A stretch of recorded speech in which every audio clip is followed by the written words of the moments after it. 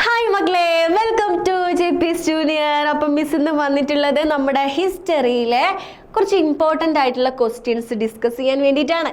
അപ്പം നമുക്ക് പെട്ടെന്ന് തന്നെ തുടങ്ങിയാലോ? ഓക്കെ, ഒന്നാമത്തെ ക്വസ്റ്റ്യനിലേക്ക് പോവാം അല്ലേ?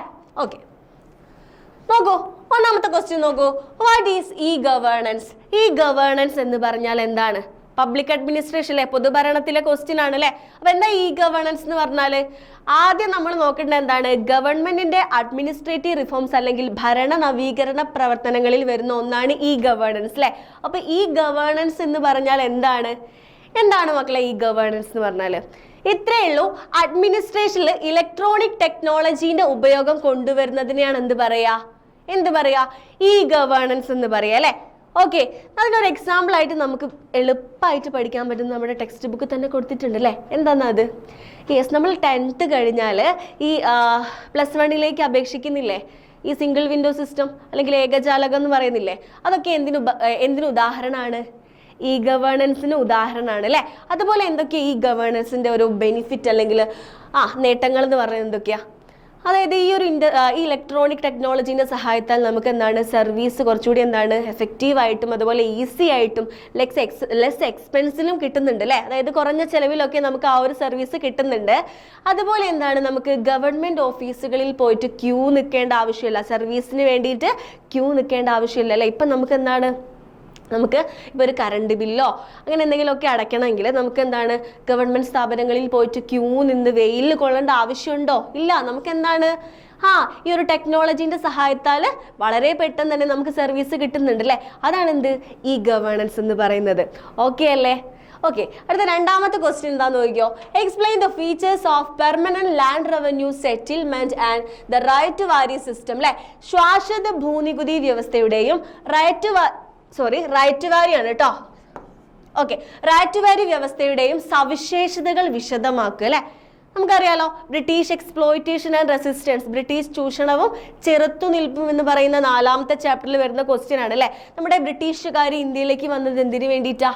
ട്രേഡിന് വേണ്ടിയിട്ടാണ്, നമുക്കറിയാലോ അല്ലേ? അപ്പോൾ ട്രേഡിന് വേണ്ടിയിട്ട് ബ്രിട്ടീഷുകാർ ഇന്ത്യയിൽ വന്നു. അപ്പോൾ ഇന്ത്യയിൽ വന്നപ്പോൾ അവർ ആലോചിച്ചു, ഇന്ത്യനെ എങ്ങനെയെങ്കിലും അവരുടെ കോളനി ആക്കി മാറ്റണം എന്ന് അല്ലേ? അതായത് ഇന്ത്യൻ്റെ വെൽത്ത് കണ്ടപ്പോൾ എങ്ങനെയെങ്കിലും ഇന്ത്യൻ്റെ വെൽത്ത് കൈക്കലാക്കണം എന്ന ലക്ഷ്യത്തോടു കൂടി തന്നെയാണ് ആര് വന്നത്?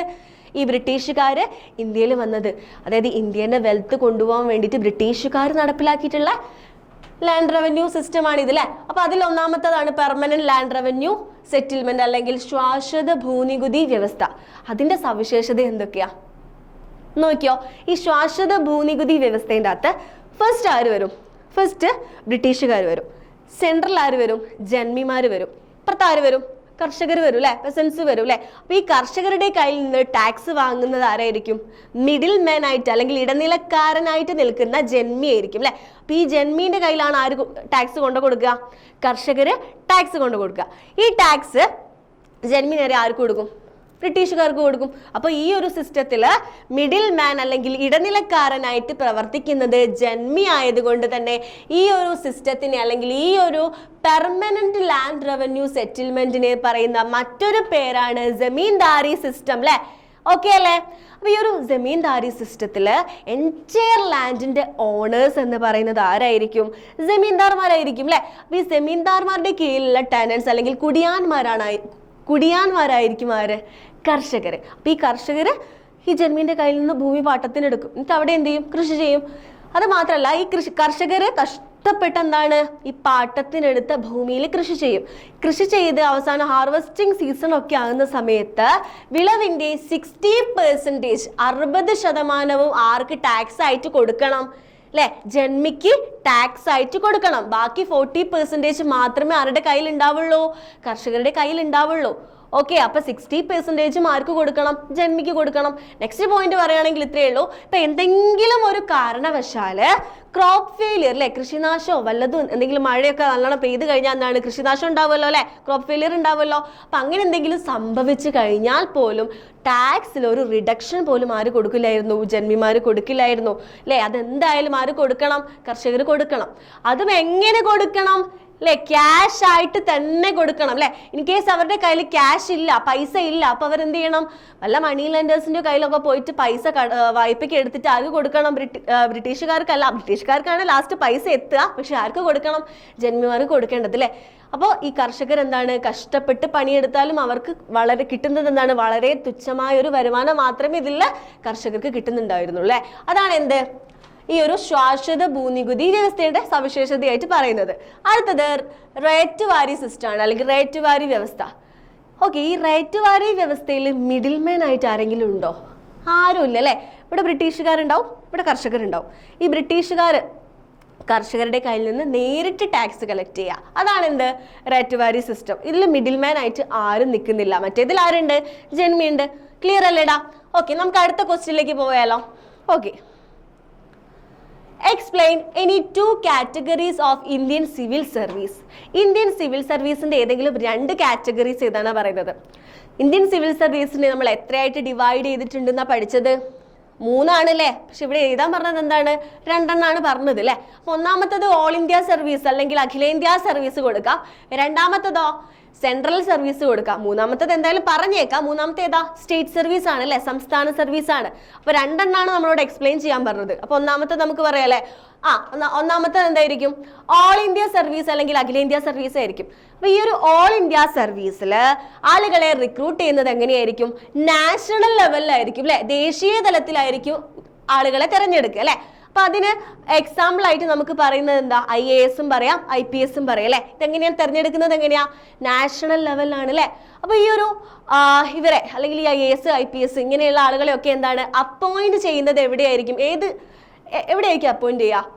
യെസ്, സെൻട്രലിലും അപ്പോയിന്റ് ചെയ്യും, അതുപോലെ സ്റ്റേറ്റിലും അപ്പോയിന്റ് ചെയ്യും അല്ലെ. സംസ്ഥാന തലത്തിലും ഉണ്ട്, കേന്ദ്ര തലത്തിലും അപ്പോയിന്റ് ചെയ്യുന്നുണ്ട് അല്ലെ. ഓക്കെ, അപ്പൊ ഒന്നാമത്തെ കഴിഞ്ഞേ. രണ്ടാമത്തെ ഏതായിരിക്കും? സെൻട്രൽ സർവീസ് ആയിരിക്കും അല്ലെ. സെൻട്രൽ സർവീസിന്റെയും റിക്രൂട്ട്മെന്റ് എങ്ങനെയാണ് നടക്കുക? നാഷണൽ ലെവലിലല്ലേ നടക്കുന്നത്, ദേശീയ തലത്തിലാണ് അല്ലെ, മൊത്തത്തിലായിരിക്കും എക്സാം നടക്കുക. അതിനൊരു എക്സാമ്പിൾ ആയിട്ട് നമ്മൾ എന്ത് പറയും? ഇന്ത്യൻ റെയിൽവേ സർവീസ് പറയും, അതുപോലെ ഇന്ത്യൻ ഫോറിൻ സർവീസ് പറയും അല്ലെ. ഓക്കെ, അപ്പൊ എന്താണ് അതിന് എക്സാമ്പിൾ ആയിട്ട് നമ്മൾ 2 കാര്യങ്ങൾ പഠിച്ചു. അപ്പൊ ഈ ഒരു ഇവരെ അപ്പോയിന്റ് ചെയ്യുക എങ്ങനെയായിരിക്കും? സെൻട്രൽ ഗവൺമെന്റിന്റെ കീഴിൽ മാത്രമായിരിക്കും ഇവരെ അപ്പോയിന്റ് ചെയ്യുക. അപ്പൊ 2 കാര്യങ്ങളെ നമ്മളോട് പറഞ്ഞിട്ടുള്ളൂ അല്ലെ, 2 കാറ്റഗറീസേ പറഞ്ഞിട്ടുള്ളൂ. ജസ്റ്റ് എന്തായാലും നമുക്ക് മൂന്നാമത്തെ കാറ്റഗറി കൂടി പറയാം. മൂന്നാമത്തെ ഏതാണ്? സ്റ്റേറ്റ് സർവീസ് ആണ്. സംസ്ഥാന തലങ്ങൾക്കുള്ളിലാണ് എന്ത് നടക്കുക? തെരഞ്ഞെടുപ്പ് നടക്കുക അല്ലെ. അതിന് എക്സാമ്പിൾ ആയിട്ട് നമുക്ക് എന്ത് പറയാം? കൃഷി ഓഫീസർ, അഗ്രികൾച്ചർ ഓഫീസർ പറയാം, സെയിൽസ് ഓഫീസർ പറയാം അല്ലെ. ഇവരെപ്പോഴും അപ്പോയിന്റ് ചെയ്യുക സംസ്ഥാനങ്ങൾക്കുള്ളിൽ മാത്രമായിരിക്കും. അപ്പോൾ അതാണ് ഇതിന്റെ ആൻസർ ആയിട്ട് വരുന്നത്. ഓക്കെ, അടുത്ത ക്വസ്റ്റ്യൻ എന്താ? Explain the features of bureaucracy അല്ലെ. ഉദ്യോഗസ്ഥ വൃന്ദത്തിന്റെ സവിശേഷതകൾ എഴുതാനാണ് പറയുന്നത്. എന്തൊക്കെ നമ്മുടെ ബ്യൂറോക്രസിന്റെ ഫീച്ചേഴ്സ്? ഒന്നാമത്തത്, എപ്പോഴും പൊതുഭരണം എപ്പോഴും ചലനാത്മകമാക്കുന്നത് അല്ലെങ്കിൽ എപ്പോഴും ഡൈനാമിക് ആയിക്കൊണ്ടിരിക്കുന്നത് എപ്പോഴും ആരായിരിക്കും? ഈ ബ്യൂറോക്രസിയാണ് അല്ലെ, ഉദ്യോഗസ്ഥന്മാരാണ് അല്ലെ. അപ്പൊ ഇതിന്റെ സവിശേഷതയായിട്ട് നമുക്ക് എന്ത് പറയാം? ഒന്ന്, ഹൈറാർക്കിക്കൽ ഓർഗനൈസേഷൻ അല്ലെ, ശ്രേണീപരമായ സംഘാടനം. ഏറ്റവും ഉയർന്ന തലത്തിലൊരു ഓഫീസർ ഉണ്ടാവും, അതിന് താഴെ മറ്റൊരു ഓഫീസർ, പിന്നെ താഴെ, അങ്ങനെയല്ലേ പോയിക്കൊണ്ടിരിക്കുക. ഓക്കെ, രണ്ടാമത്തെ പോയിന്റ് പെർമനൻസ് ആണ് അല്ലെ, സ്ഥിരതയാണ് അല്ലെ. ഇപ്പോൾ ഗവൺമെന്റ് എംപ്ലോയി ആയിട്ട് കയറിയിട്ടുള്ള ഒരാൾക്ക് 56 വയസ്സ് വരെ ആ ഒരു ജോലിയിൽ തുടരാൻ പറ്റും. അതിനിടയിൽ ആർക്കും അവരെ പിരിച്ചുവിടാൻ പറ്റില്ല അല്ലെ.